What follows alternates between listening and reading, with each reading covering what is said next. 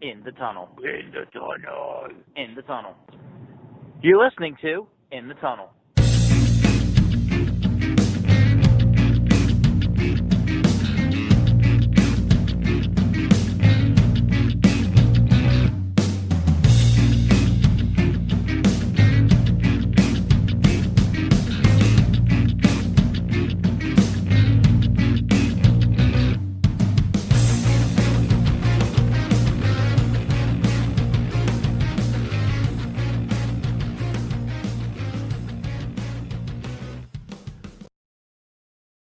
Hello and welcome to In the Tunnel, episode number 83. As usual, we separate our episodes with a not so much planned hiatus. This one missing the Super Bowl, and I don't know. I mean, it doesn't really get much bigger than missing Yeah. the Super Bowl, but we got to the point where we episode planned a week ago, and then Couldn't record. we yeah, and then so and even then we were kind of like the Super Bowl was a week ago. It doesn't really make sense to cover it. And then we kind of now couldn't do it because it's more towards the off season. Yeah. All right. So, Anyway, that just means that we have to, get going because we're 2 weeks without an episode. So, yeah, we're still going to talk about the NFL. First things first, though. Well, the only thing we can talk about, though, is free agency. oh yeah, that would be the big thing. Uh, Obviously, this year seems to be a year where there's a massive amount of big name free agents. Last year was not so much, I guess. There's obviously always going to be some names. Yeah. It's the names that are available like now um, are synonymous with higher market value, like, and also the names being like if you're a fan of football for the majority of like the 2010s, is you can find a lot of guys who hit their prime in the 2010s here. Yeah. Like, we don't even have Le'Veon Bell on this list, but he is an unrestricted free agent at the end of this year. That's how deep it goes. I mean, yeah, but you look at this list and it's a pretty deep list. Oh no, we have a Yeah, I another. I think like 20, but like I was only choosing when making the graphics so many from each positional group. So I mean, obviously it's huge, and I mean, and that's not. That's also there's some big trades that have happened already. yeah, I mean, the biggest one is probably the Stafford off. Stafford for Goff. You feel bad Which, for Goff, and you feel like Stafford probably is going to be closer to a Super Bowl without actually getting one. yeah. Like, I'm glad Matt Stafford feels like he's going to be competing now. I I mean, I don't I see think that he's he's going to get much better than that. I think he's gonna like the team can compete. I don't see I I this. think the Rams are ceiling is pretty much where it was with Goff. Yeah, but I also think that you know Stafford has a slightly higher upside. I mean, I think he also has a lower downside. I think Stafford is just kind of like that, like up and down type of player where he'll throw you like 6 touchdowns or he'll throw you like 3 interceptions. But I feel like we kind of saw Goff that way too. And even He, Goff was the number one overall pick, and he came into the league unrightfully so, getting a lot of criticism for not being good enough to like start like his first year. And then when they threw him in, I think at the end of his first year, he was making mistakes. It was like he was getting criticized, Bo's like let him develop, and then he was good, yeah, but then he regressed, and it's for a quarterback he regressed really soon. Like, that's a position where you don't regress that quickly, so I I it's don't know interesting if now. I think golf was that volatile. I think like every time I tune into a Lions game with Stafford, it's either like they're scoring almost 50 points or they're getting blown out because I see another interception, right? With Goff, I feel like there were the times where he was, consistent, but not like consistently good. I'll say, like you knew what you were getting from him, but it wasn't like the star or lot. Yeah, I mean his fluctuation was more of that fluctuated between being above average and being average Yeah, and for a number one overall pick, and that's why I mean there's a reason why the Rams had to throw in a pick with Goff. yeah, but like my point is that like if Stafford can show up for the Rams, I think they have a slightly higher seat. Right, Stafford Right. is still kind of all over the. How I feel like depends on how much of the really good Stafford shows up and how much of the throw six game Stafford. Well, Stafford will give it is all that's undeniable. The thing is he's now what 32, Yeah, 33 years old, and should he give it his all to the point where like he did in Detroit where he was fighting through like torn ligaments and broken body parts, is like maybe now you play more cautiously so you yeah, don't put yourself through that, yep, because he's getting to a point where if he does that he's kind of screwed, and then the Rams will look on and try to find somebody else again yep. because they know that they only have a certain window with Aaron Donald and Jalen Ramsey. I don't know. I think that the Rams could possibly be better than they have been off, but still around the same. I mean, you can't really get. I mean, Goff did take them to a Super Bowl, and they were like one score away from winning. Yeah, Very low scoring Super Bowl. The yeah, but defense did their job, I don't but know if the low scoring is okay anymore. no, no. I mean, not in today's NFL. All right, well, we want to talk about any of these. I mean, do you have any predictions for these guys? I think like Rob Gronkowski is only going to be wherever Tom Brady is. I don't see Rob Grunk. I think at this point, Antonio Brown's not on this list, but he's a free agent. Antonio Brown is probably only where Tom Brady is. Antonio Brown could chase money, but I think at this point he knows that his career, even though he made a comeback, is only as good as the support system around him. And I don't see him leaving Tom Brady. I do think that Fournette probably leaves.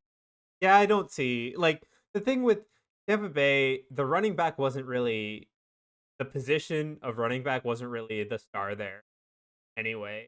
I think Well, Tampa they Bay. had Ronald Jones and LaShawn McCoy was being scratched every game. Yeah, but Like they were deep at running no, they back. were deep. But when you looked at a Tampa Bay game, the numbers that the running backs were putting up in relation to like team don't like it was still Tom Brady's game. Still him with the ball, Gronkowski catching the ball. But they were a balanced team. Yeah. Even That though I think that's it was they won a slightly championship off of being balanced. I In the think Super they were Bowl, still they slightly threw more to the passing side of the game, but they did well play both sides well. in the Super Bowl. Tom Brady threw for 201 yards because I had him as part of a parlay to have over 225 yards passing, and it did not hit. All right. Well, anyway, yeah, here are some. I think for the Steelers, but Dupree's probably gone unless I do think if Ben retires, if Roethlisberger retires, then they can probably open up some room to bring back Dupree. Um, The problem so I have with Roethlisberger retiring, the heck becomes of your who's your quarterback? it would That's be all. exactly what it was in 2019. Oh, okay. Rudolph and a good defense. Uh, I mean, not that I'm high on Rudolph at this point. I'm not high on Ben either. true, true. And for Ben's cap hit is $41 million. So he either his guaranteed money would be $19 million. So they're gonna move on from him, I think.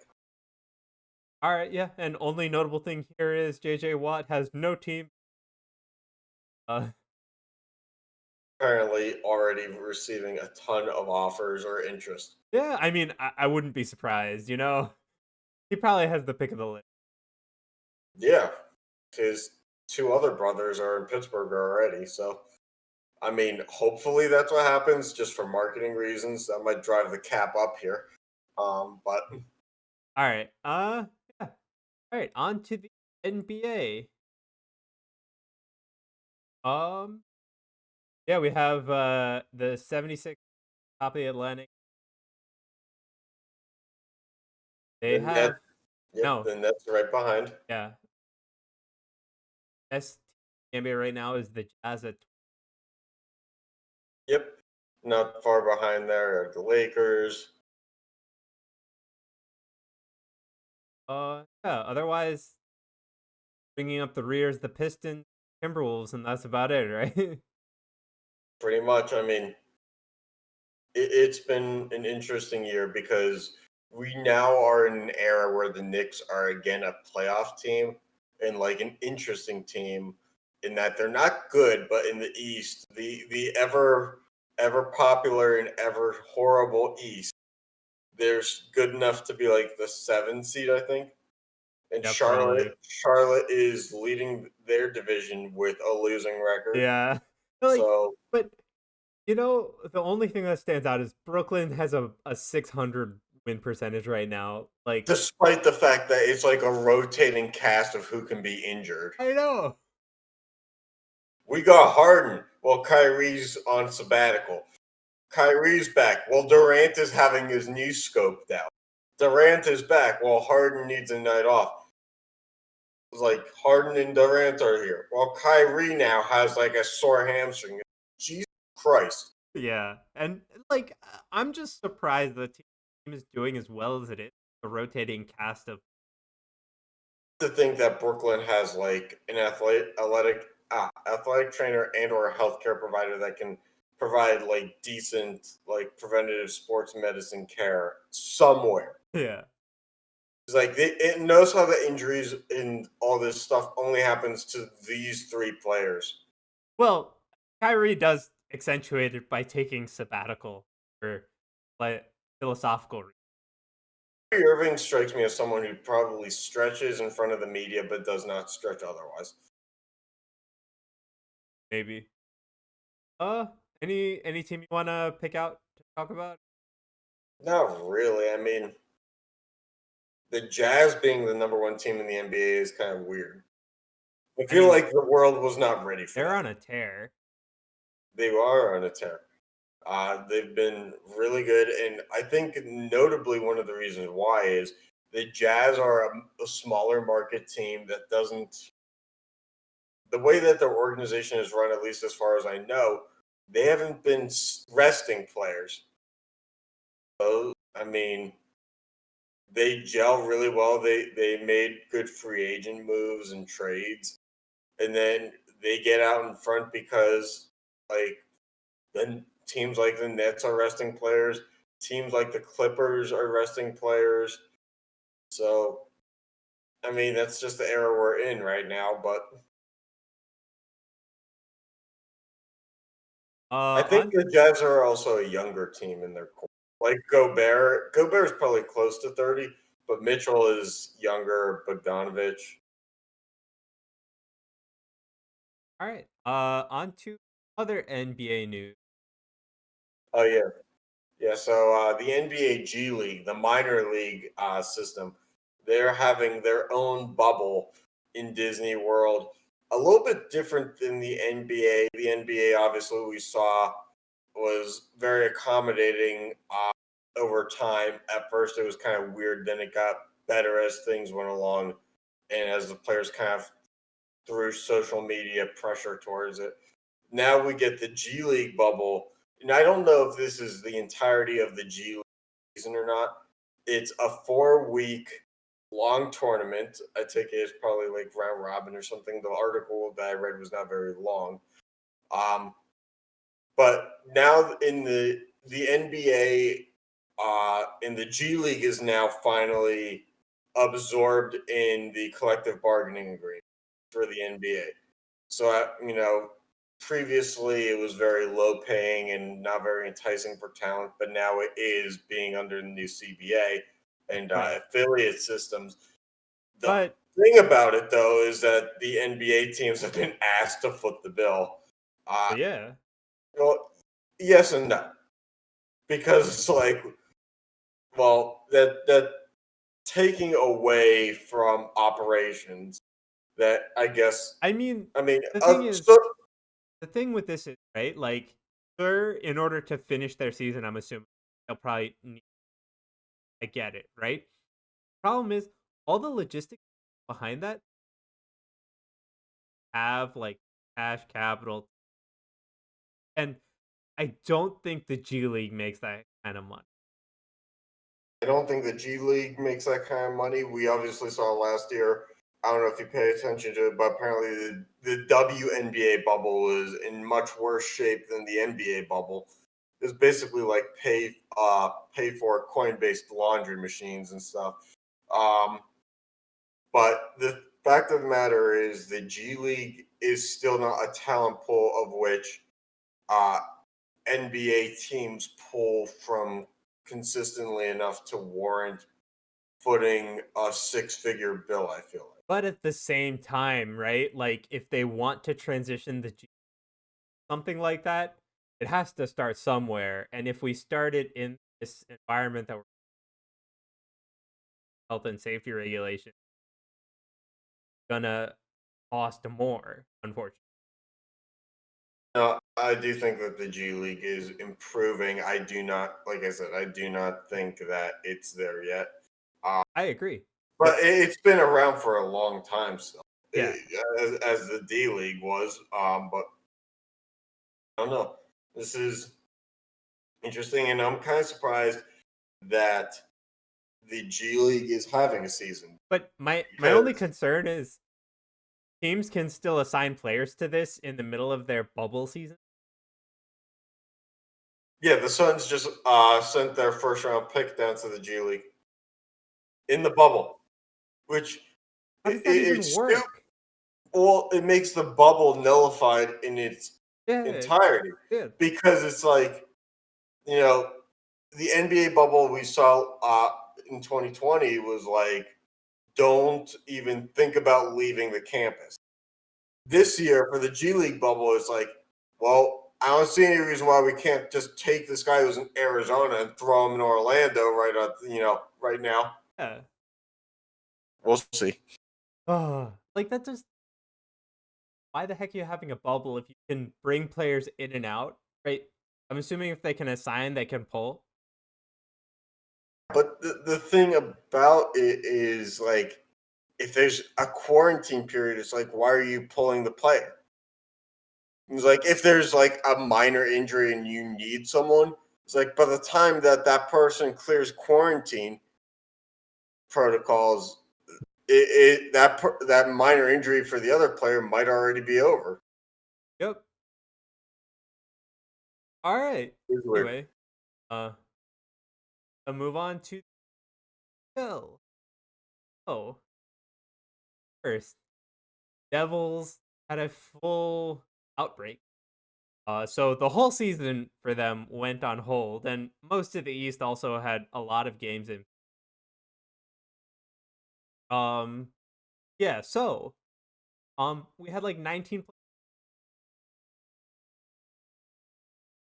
Yeah, and I think your shutdown started right before we were supposed to play you guys in a Yep. two-game set too. Yep. It literally started. We had the Islander or no the Rangers and the Devils back to back, and you guys had like just played the Rangers, Yep. and you guys threw off like a whole like week and a half of our schedule, and then made us just like play the Islanders and then go on hiatus. Yeah. I mean, the Devils are on hiatus for like 2 weeks, so Well, as they should be. yeah. And then so they had a Lake Tahoe outdoor, right? And yeah, This but was yesterday, yeah, yesterday the 20th, Saturday.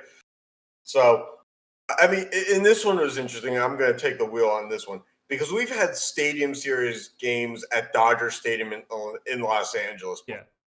And for some reason, we couldn't pull off like Lake Tahoe, which is covered in snow.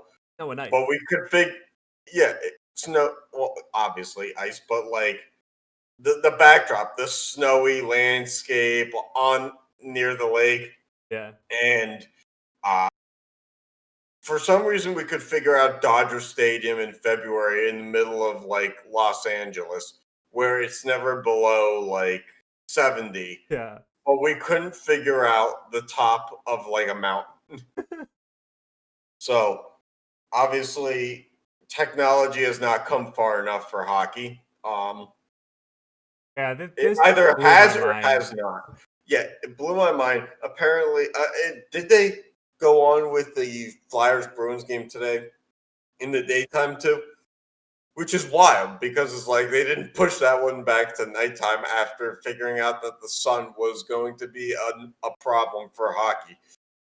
But like the thing is, right? Like if you figure out ice in 70-degree weather, what are what are you doing? How can't you Thing figure else out? should be easy after that. Yeah, like you really shouldn't have any problem. And No. yeah, and like ice in 70-degree weather was like 5 years ago. No, I'm sorry. The Bruins game is at 7:30. Okay, well, yeah, but out there, that's 4:30. Yeah, but Still it's some sun, dark enough, I guess. I guess. Can't wait. Yeah. They did not think that one. Yeah. All right. Anyway, wanna see.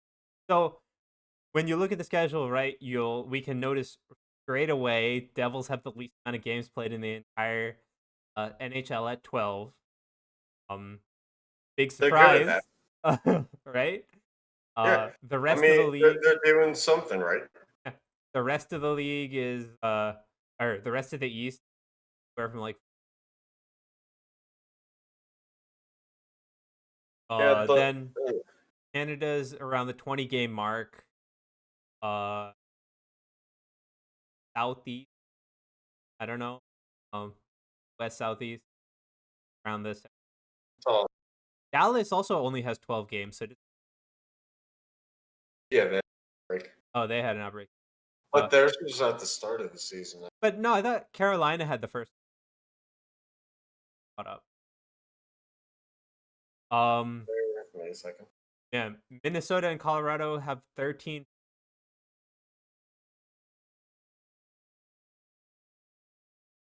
Um, aside from that, like standings are kind of shaping up now. Kind of surprised the Wild or I guess while only Hmm. Well, what do you think of the Devils? They have what, 16 points? uh yeah, I think so. They're right in the thick of things, considering they have 6 less games played.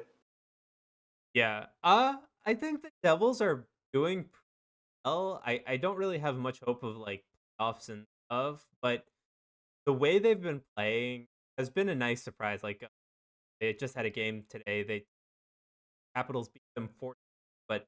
getting 3 goals on 20 shots. Capitals pretty good.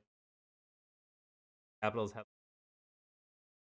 so like they're getting good chances. I think the lines are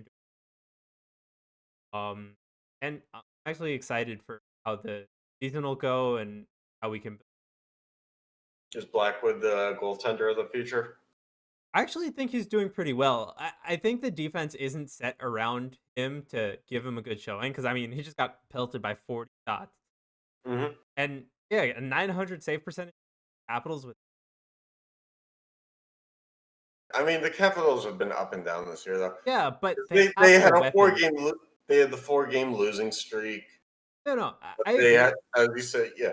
but And no, the Dallas Stars have an outbreak because if you just Google Stars outbreak, the first thing that comes up, they are set to start the season on January 22nd after an outbreak canceled their first 4 games oh because of 17 positive tests. okay yeah, but as far as the Devils are going, like I'm actually like the season's going pretty well. It's not like we're down in the dumps. We're kind of like middle, which is where I expect. What do you think about Penguins so I think it would be great if we had defensemen who played defense. far? I mean, Come could on. us You don't want no, just like I another mean, Letang who could just rocket things? no, we have Marino for that. The fact of the matter is, and this has been the issue for 3 years now, is asking goaltenders to basically stand on their head Yep. and then you know be shocked like when there's no defensive support, there's no clamping down to get a puck out of the zone, and then they just get pelted with shots coming at them until one goes in. It, it's not how it works. And uh, I'm at the like Letang scored 2 goals last. Good for him. I'm at the point where he's probably washed up enough that he needs to be the first one to be. But my problem is if you look at a lot of the defensemen in the league is trending towards offensive defensemen.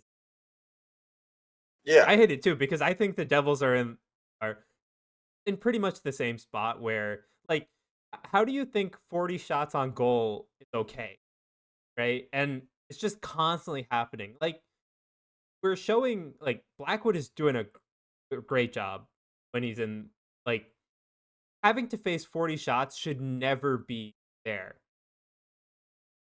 So I just think that some teams need to understand that there is such thing as defense still be because nice. Yeah. it's just not happening.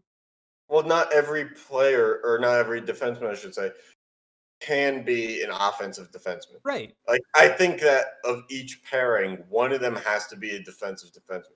You can't have Letang and somebody else, pinching up Unless you're on the offensively. power play. Go for it. Right, right. But so much of the power play is putting 4 forwards into the. Yeah. Yeah, but I know some schemes will do two defense. It, I mean, obviously, I know the Penguins roll with Malkin as a second defenseman. On a power play, I know the Capitals use Ovechkin Yep. and only use Carlson. So, I'd say the number of teams that go for offense is probably Yeah, I closer to mean most the of top.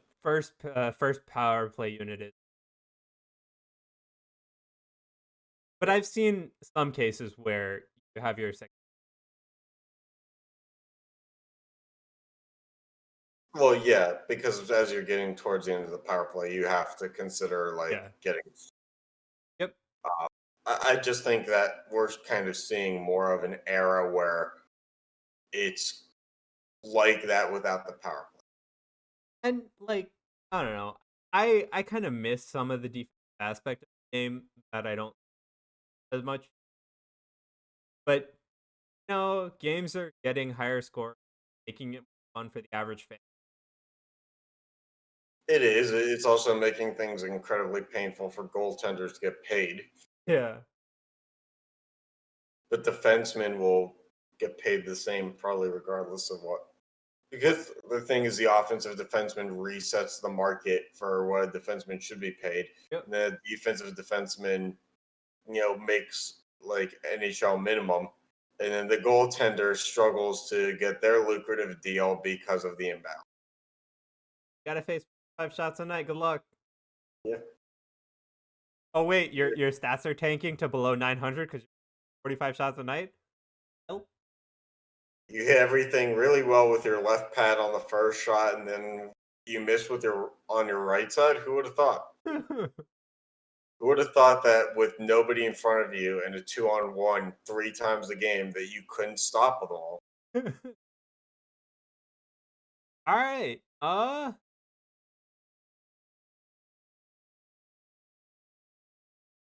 Oh. I guess so. Yeah. Well, I guess we're predicting how we think things are going to go. So I mean, uh, like Sean, you're a Yankees fan. Do you think that your aspiration or your team's aspirations of finally getting back to the World Series going to happen this year? As much as I want it to happen, I think I think that the Yankees are starting to get to that point where they just kind of hover yeah. in a window of I contention, think but don't actually get I there. think that like there's some or too much emphasis on the rather than style of the player mesh. Yeah, and I do think that the Yankees kind of built up back into their window of contention with that theory, and then they got kind of close to like Yeah. where the window was, and they were like, okay, now they're adding the big names on top. Yeah. And they're just trying to clamor and hold on. Like J.A. Happ, when the Yankees got J.A. Happ, you know, after the Yankees or after the Blue Jays era, it was like that wasn't a huge name anymore, but it might have made sense. Yeah. And But then like the John Carlos Stanton thing, the Edwin Encarnacion thing, even though Encarnacion's not there anymore, is like they like went back to their old ways. to be fair, like the team's still good. I think they'll make the playoffs. I just don't see a World Series and Tanaka's gone, which I'm not that he ever turned into. Like he had the that thing one is he was season. not like a breakout kind of pitcher. He still Well, was no, he was a consistent. Korean. He was a Korean player who came over in his prime, uh, Yeah, and but for the first year or two, he was pretty good, but never was able to replicate that success. the thing is, right, even when he wasn't after his first 2 years, right? There wasn't a time where he had like he was still average and he could still put up the same type of even if it was slightly declining. I like I think that with the focus on like star power and names, right? You still need those players that do the dirty, right? Cuz most of the star power is like, "Oh, I can hit, but who's going to get on base for you to hit?" Right? Who's going to, be a better outfielder or fielder just because like you can't just put 9 hitters on a team. Don't worry. Just a team full of Billy Hamiltons in their prime. Everybody can run out a bunt, but nobody can hit a home run. Yeah. So Actually, Billy Hamilton in his prime would probably work out great in Yankee Stadium. yeah, Short porches all around. yeah. He'd probably get triples everywhere. So like I don't know. At least that's what I think. I don't know. What about you? See, and we're on the graphic here, I have like a bracket, like I knew what I was doing. Let's just go through each team here. So the Yankees, we think, kind of stay in the same place. The Blue Jays, I could take or leave the Blue Jays. I don't think that the Blue Jays are contending for anything, I don't but think they have anything. yeah, no, I think they're building upward still. Yeah. They have Vlad Jr., so they kind of they brought him up so they can't really waste him. Yep. But I don't think that they have the tools to compete. The Red Sox lose Pedroia. They're, I think, at the point where they're cutting salary again, so they're probably on the way down. The Orioles, cellar dwellers. I think the Rays will be fine. They lose Yeah. Morton though. But I still think they're fine. I think but I think their free agent acquisitions. They pick up Chris Archer again. They lose Morton. I think they're kind of trying to repair solidified pieces with like shoestring. So we'll see what they can do. But I mean, again, it's in the division with the Yankees. but hey, they got further. Yeah. Yeah, no, I agree. It's just like what I'm saying is the Yankees aren't really a contender. I think the Rays can keep up. Um so Yeah, yeah, that's all I'm saying. It's like they could keep up. I don't think I think the White Sox are probably looking upwards. Uh, the Twins are probably going to compete for the playoffs, but as normal, they'll probably get that's what they do. The Cleveland baseball team, which is will be where they've been, they don't have Lindor anymore. Not that he was providing do all we the know when they're offense. going to get a new name? Not I didn't know that they were going by the Cleveland baseball team. Well, The it's like the last press Washington rel- football team, dude. the last press release I saw, and keep in mind I could have missed something, was basically saying like that they were removing like the Indian logo, but at this point in time they were I think like they got pressured not enough. going. Yeah, I mean after Washington removes the name of Redskins, you can't just be like, oh, we're taking the logo away, and we'll get to it, the other stuff when we get to it. Yep. Yeah. Well, that didn't work the last time. What makes you think it's going to work in Cleveland? Um, Kansas City Royals, don't really know what's going on there. Same with the Tigers, but Okay. they're doing their kind of dumpster fire. Which is kind of sad. I really like the Tigers field. I mean, Like it's huge. It looks huge on TV. no, but it's like really nice. Like when I did a baseball road trip, probably had the most like character. It was a nice feel. Like you got a good view from. I like seeing games there. Seeing those brick walls too. Yeah, and I don't know. It's just like the team has just been so like lackluster that I just don't watch those games. You know. The Houston Astros probably take a step backwards. They lose George Springer. Yeah, but I They still have think they have pitching, but they like have pitching. Yeah. So but AL West probably could be a little bit more open with loss of Springer. The Angels kind of are still in the middle of the pack. They kind of have been sitting there. The Athletics made moves, but are they moves that are going to work? The Mariners, ever, yeah, and the Texas Rangers are kind of a whatever as well. Let's see. NL East, the Mets made decent moves, but also made very Mets kind of mistake moves that's in like a personnel. what? The Mets could kind of go from one extreme to the other. that So, that team is gonna be fun to see how it turns out. You know? yeah, speaking of volatile, I'd say the Mets might be the most volatile. Yeah. The Braves probably are in contention just as much as the Nationals. The Phillies should be in contention after all the money that they put into names, but But I just again, don't know. it's all names. What? How are they gonna match? Well, the crazy thing is the Phillies historically in the past 20 years have probably been the best team in the NL East. But with that being said, the Marlins, Nationals, Braves have all made the playoffs recently. Uh, and the Mets probably made the smartest moves in the offseason. So I'm not really sure. That's probably the most toss up division.